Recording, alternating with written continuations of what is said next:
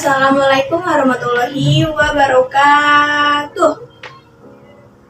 Selamat pagi semua. Apa kabarnya hari ini? Alhamdulillah. Ibu sangat senang sekali bisa bertemu dan berkumpul dengan anak-anak sekalian di dalam kelas ini. Tapi sebelum itu, alangkah baiknya ibu memperkenalkan diri terlebih dahulu, karena pepatah mengatakan tak kenal maka tak sayang. Jadi kita kenalan dulu supaya kita saling menyayangi. Oke, baik. Nama ibu Nida Nurdiana Zahra, ibu lulusan S1 program studi bimbingan konseling di Universitas Indraprasta PGRI Jakarta. Ibu tinggal di Tangerang. Sampai sini ada yang ingin ditanyakan seputar tentang ibu? Nggak ada ya? Oke, baik. Kita lanjut aja ya. Anak-anak sekalian, dalam kesempatan kali ini kita akan melakukan layanan dalam bimbingan konseling, yaitu layanan informasi. Di sini maksud dan tujuan dari layanan informasi ini adalah dikuasainya informasi tertentu oleh peserta didik, di mana nantinya informasi tersebut dapat digunakan oleh anak-anak sekalian untuk kehidupan sehari-hari dan perkembangan diri.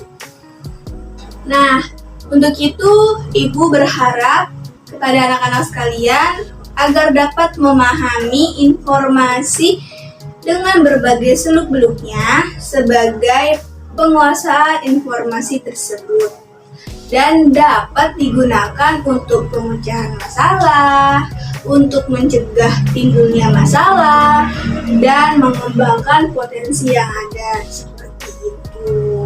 Sebelumnya ada yang udah tahu apa layanan informasi itu? Belum ya? Pasti pada bertanya-tanya nih, apa sih Bu layanan informasi itu? Ibu jelasin ya.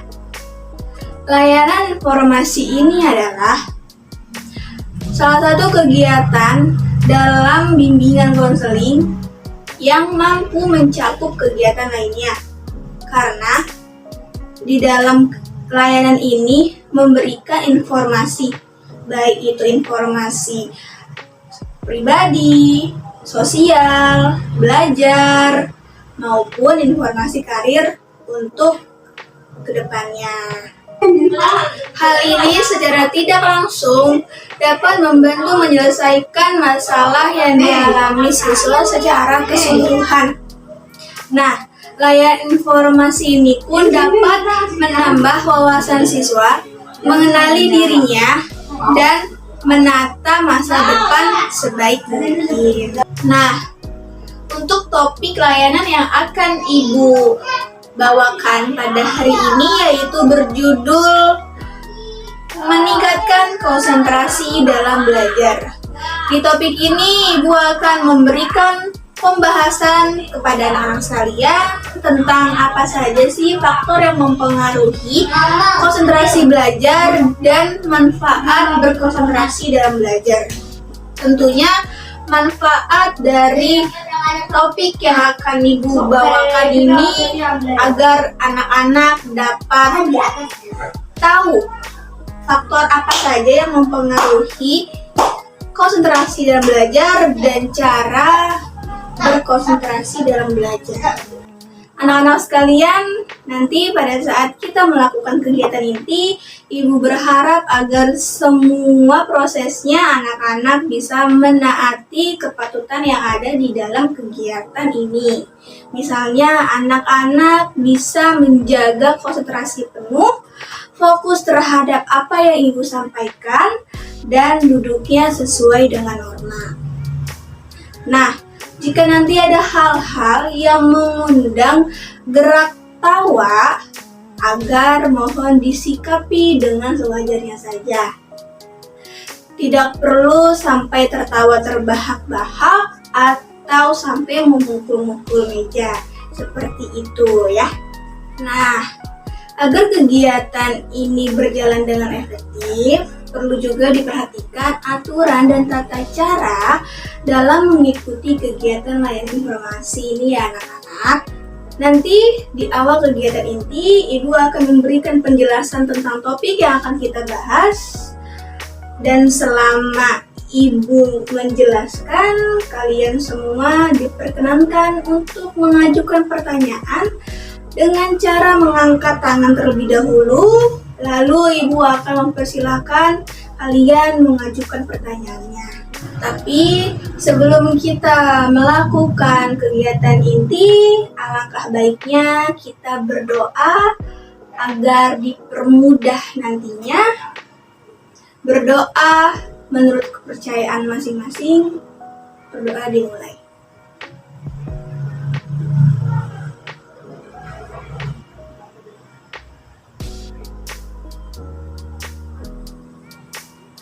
Berdoa selesai.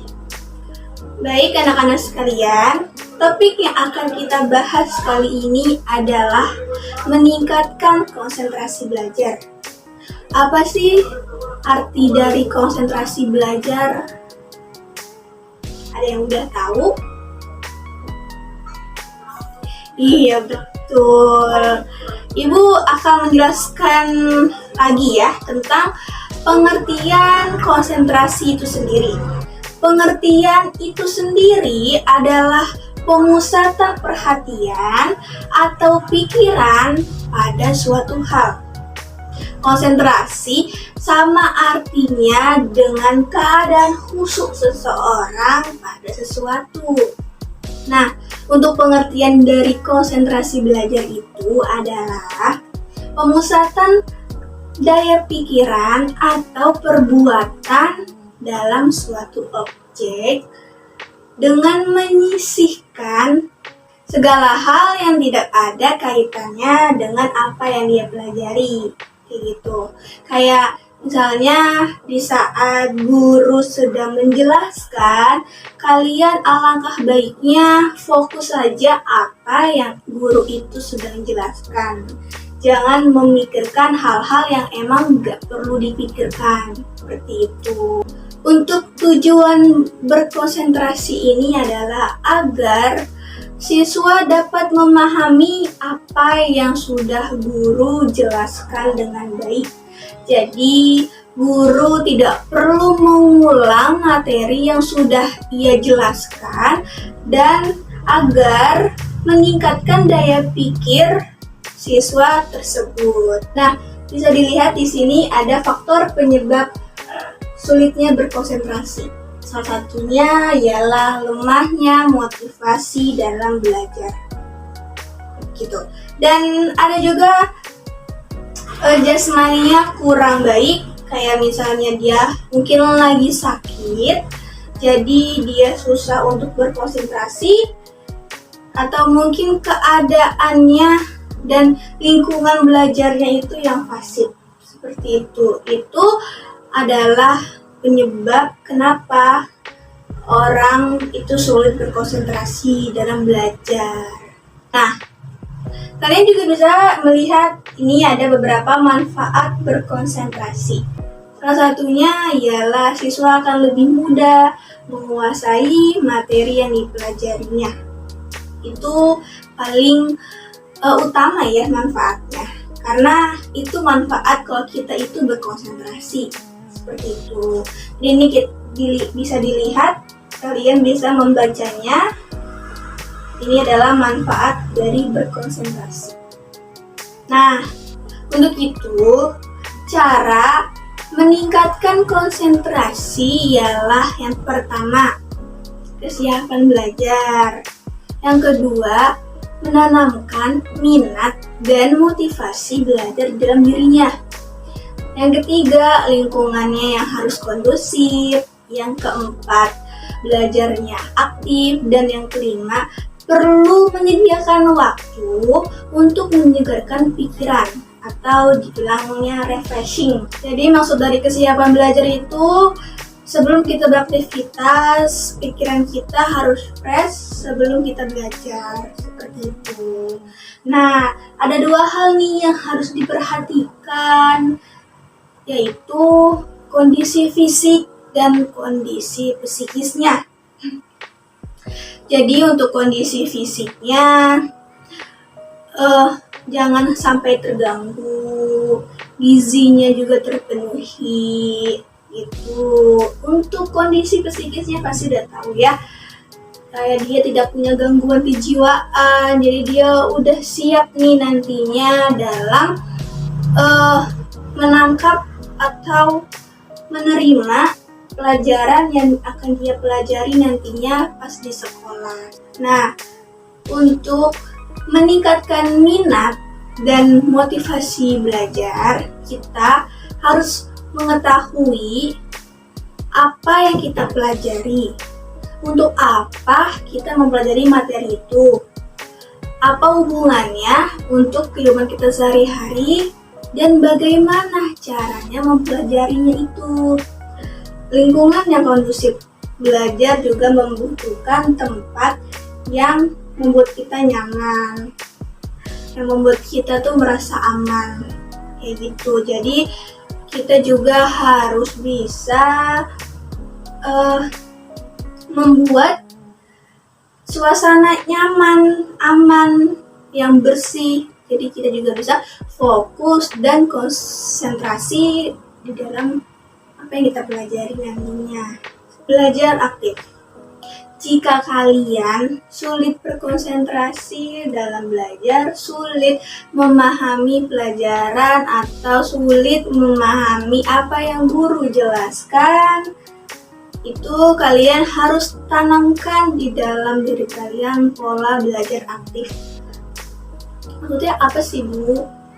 Maksudnya itu kalian harus aktif dalam bertanya sama teman, sama guru. Jangan ada rasa sungkan, jangan malu, jangan takut.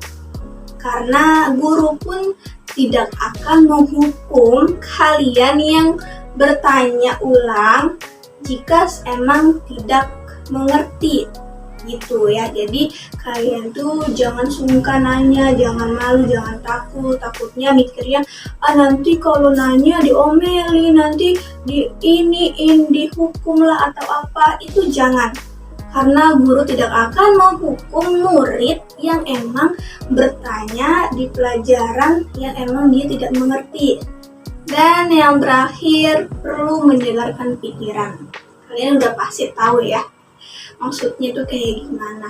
Kalau kalian emang merasa aduh pusing banget, aduh lelah banget belajar, itu nggak apa-apa. Kalian itu menyegarkan pikiran kayak jalan-jalan dulu, atau mungkin kalian dengerin musik dulu, istirahat sebentar agar otaknya refresh lagi, itu nggak apa-apa. Nanti kalau misalnya emang udah merasa refresh otaknya, itu kalian bisa melanjutkan pelajaran lagi, kayak gitu. Baik, senang sekali rasanya Ibu pada hari ini karena dapat berbagi pengetahuan informasi kepada kalian semua tentang topik meningkatkan konsentrasi belajar kepada anak-anak sekalian. Anak-anak sekalian, demikianlah topik yang Ibu sampaikan, yaitu meningkatkan konsentrasi belajar. Ibu berharap semoga kalian bisa menyerap, memahami, dan merealisasikannya untuk kehidupan sehari-hari. Baiklah anak-anak sekalian, marilah kita tutup kegiatan informasi ini dengan sama-sama mengucapkan Alhamdulillahirobbil alamin. Oke, Ibu tutup pertemuan pada hari ini. Assalamualaikum warahmatullahi wabarakatuh.